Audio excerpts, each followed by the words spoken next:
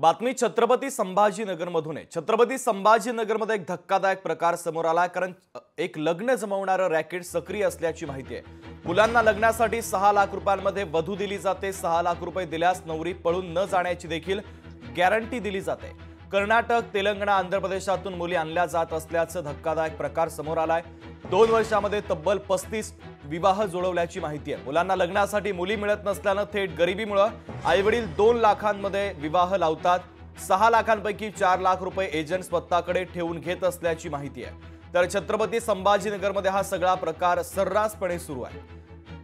लग्न जमवणारं रॅकेट सक्रिय असून मुलांना लग्नासाठी 6 लाख रुपयांमध्ये वधू दिली जाते। 6 लाख रुपये दिल्यास नवरी पळून न जाण्याची देखील गॅरंटी दिली जाते।